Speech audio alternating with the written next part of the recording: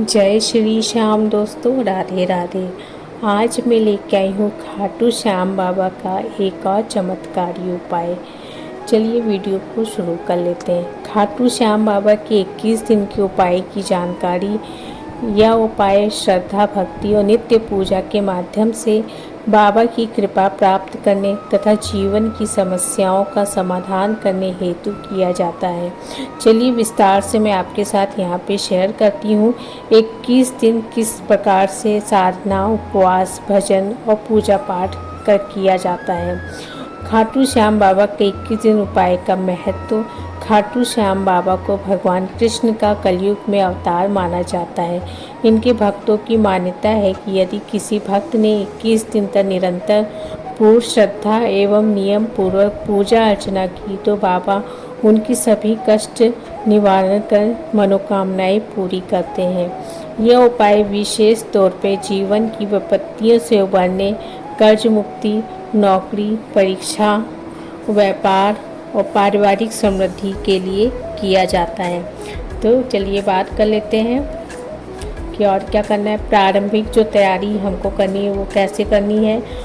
उपाय शुरू करने से पूर्व आपको स्वच्छता का बहुत और शुद्धता का बहुत ध्यान रखना है। प्रतिदिन स्नान कर स्वच्छ कपड़े पहन के पूजा करें। पूजा स्थान को गंगा जल से शुद्ध करें। बाबा की प्रतिमा या फोटो जो भी है आपके पास, उनको दही, दूध, शहद, घी और जल से स्नान कराएं। पूजा सामग्री में आपको साफ चौकी या स्थान जो भी आप जहाँ पे बाबा की मूर्ति को स्थापित कर सकते हैं वहाँ पे आप पूजा को एकदम साफ सुथरा कर लीजिए। उस स्थान को फिर बाबा की जो मूर्ति है वो स्थापित करें। फिर धूप, दीपक, कपूर, अगरबत्ती, अक्षत, फूल, मिठाई, अन्य प्रसाद भी आप यहाँ पे चढ़ा सकते हैं, जैसे खीर, माखन, पेड़ा, लड्डू, जो भी आपको चढ़ाना हो वो चढ़ा सकते हैं। शुद्ध गाय का दूध, व पंचामृत और साथ में रोजाना पूजा विधि। प्रातःकाल सूर्य उदय से पहले उठे। खाटू श्याम बाबा की प्रतिमा को पंचामृत से स्नान करा के वस्त्र पहनाएं। बाबा को मिष्ठान भोग लगाएं, धूप दीपक जलाएं, भजन कीर्तन और खाटू श्याम बाबा जी की 40 और 1484 का भजन पाठ करें। आरती करें। बाबा का ध्यान लग के मन से अपने कष्ट और प्रार्थना व्यक्त करें। प्रातः और संध्या दोनों समय पूजा करें यदि संभव हो तो। उपवास 21 दिन तक निर्जला या फलाहारी उपवास का व्रत जो रख सकते हैं वो रखें। अगर जो नहीं रख पा रहे हैं तो वो एक टाइम भोजन ग्रहण करके भी रख सकते हैं या दोनों टाइम भी आप कर सकते हैं भोजन। लेकिन इसमें सात्विकता का आपको यहाँ पे थोड़े बीमार रहते हैं होगा, भूखे नहीं रह सकते, जो दवाई लेते हैं वो दोनों टाइम अन्न ग्रहण करें, लेकिन प्याज लहसुन का त्याग कर दें। और लेकिन पूरी शुद्धता के साथ आपको ये व्रत यहाँ पे रखना है। पूरी पवित्रता आपको बना के रखनी होगी। अब बात कर लेते हैं कि हर दिन कैसे पूजा करनी है, क्या करना है, सब कुछ आपको और भी डिटेल में बताने वाली हूँ। जब आप 21 दिन की पूजा अर्चना की शुरुआत करें तो आपको कब करना है तो इस बात का ध्यान रखें। जो शुक्ल पक्ष की एकादशी तिथि है आप उससे शुरुआत कर सकते हैं, या कृष्ण पक्ष की एकादशी से शुरू कर सकते हैं, या आप पूर्णिमा के दिन भी ये व्रत की शुरुआत कर सकते हैं। खास क्योंकि एकादशी जो तिथि है बहुत ही विशेष महत्व रखती है, तो आप इससे भी शुरू कर लेंगे तो बेहतर होगा। और गुरुवार के दिन विशेष पूजा की जाती है क्योंकि यह दिन श्याम बाबा का प्रिय दिवस माना जाता है। अश्विन व सोम नक्षत्र में उपाय आरंभ करना बहुत ही शुभ माना जाता है। 21 दिन तक भजन पाठ, प्रतिदिन कथा, भजन 1484 और श्याम मंत्र का जाप करें। अगर संभव हो तो श्याम साधना में सुंदर कांड का पाठ भी सम्मिलित कर सकते हैं। हृदय से भक्ति करें और बाबा की कृपा के लिए समर्पित रहें। दूसरों की सेवा करते रहें, दान दक्षिणा देते रहें। मनोकामना पूरी होने पे धन्यवाद जरूर बोलें। 21 21वें दिन अंत में जब आखिरी दिन होगा तो बाबा को विशेष प्रसाद अवश्य कर चढ़ाएं। अपनी मनोकामना प्रार्थना व्यक्त करें, बाबा का आभार व्यक्त करें। अगर संभव हो तो खाटू धाम का दर्शन करें। यह स्थानीय आपके आसपास जो भी मंदिर है, श्याम मंदिर, वहाँ पे जाके बाबा के दर्शन करें।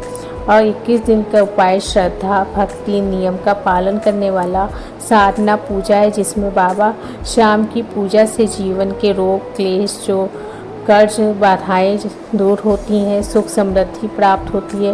प्रत्येक दिन बाबा के चरणों में जब आप समर्पण पूजा की शुरुआत कर रहे हैं तो पहले दिन की जो पूजा है वो कैसी करनी है देखिए। क्रम चरणबद्ध आपको मैं ये पूजन सामग्री के साथ साथ पूजा विधि आपके साथ शेयर कर रही हूँ। देखिए, खाटू श्याम बाबा की मूर्ति फोटो रखनी है, पंचामृत रखना है, साफ कपड़े, अग्नि के लिए घी का दीपक, कपूर, धूप, पत्ती, अक्षत, गुलाल, फूल, शुद्ध जल, नारियल, लाल वस्त्र, ये सारी चीज़ें चढ़ाई जाती हैं। दूसरे दिन से लेकर 7वें दिन तक की जो पूजा है उसमें पंचामृत, घी का दीपक, कपूर, अगरबत्ती, ताजे फूल, प्रसाद के लिए कुछ मीठी चीज़ आप बना के रख सकते हैं। चाहे तो आप खीर बना सकते हैं। अक्षत चढ़ाइए। 40 आपको रोज़ पढ़नी है। 1484 भजन की पुस्तक की पंक्तियाँ भी आप यहाँ पे पढ़ सकते हैं। और साथ में ओम श्री श्याम देवाय नमः का जाप जरूर करिएगा रोज़।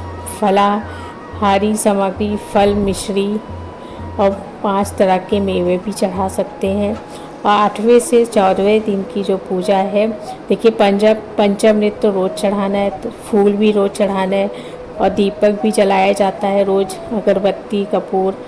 प्रसाद में आप अपने हिसाब से मिठाई, शहद या सेंधा नमक से बनी हुई कोई चीज़ आप चढ़ा सकते हैं, चाहे वो साबूदाना हो, कोई भी नमकीन भोग आप वहाँ पे बना सकते हैं। लाल रंग का वस्त्र या पगड़ी यदि संभव हो तो बाबा को ज़रूर चढ़ाएं।